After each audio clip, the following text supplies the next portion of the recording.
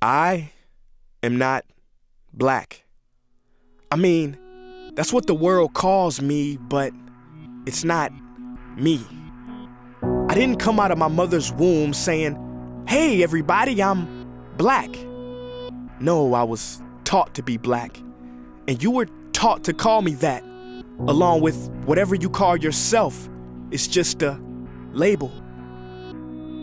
See, from birth, the world force feeds us these labels, and eventually we all swallow them. We digest and accept the labels, never ever doubting them. But there's one problem. Labels are not you, and labels are not me. Labels are just labels. But who we truly are is not skin deep.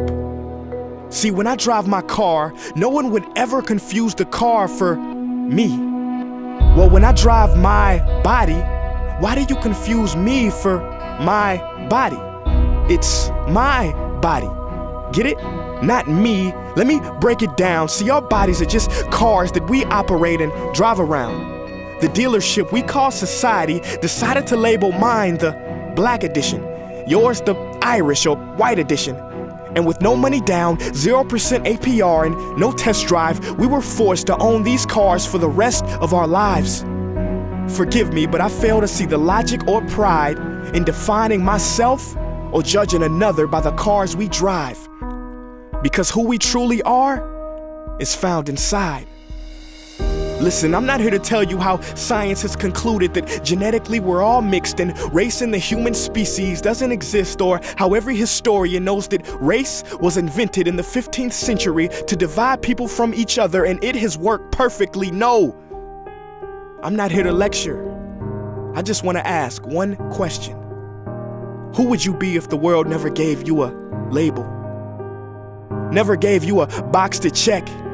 Would you be white, black, Mexican, Asian, Native American, Middle Eastern, Indian? No, we would be one. We would be together. No longer living in the era of calling human beings black people or white people. These labels that will forever blind us from seeing a person for who they are, but instead seeing them through the judgmental, prejudicial, artificial filters of who we think they are. And when you let an artificial label define yourself, then my friend, you have chosen smallness over greatness and minimized yourself, confined and divided yourself from others.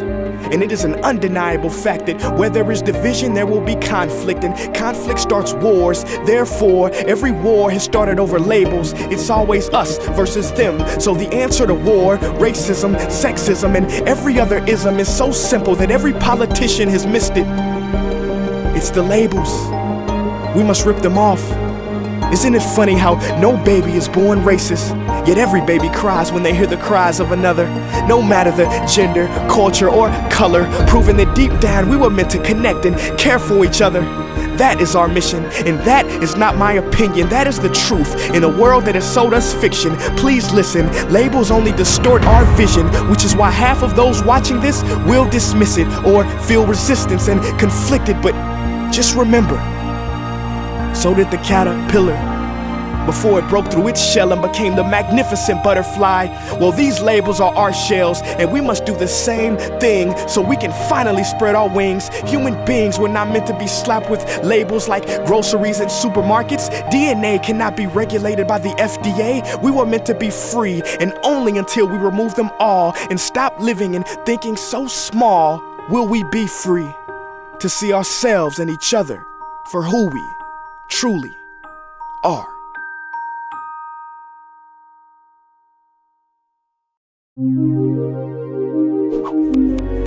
So what can we do in the face of all this madness and chaos? What is the solution? We can love. Trying to control the mind is like trying to flatten out water. You just make more waves.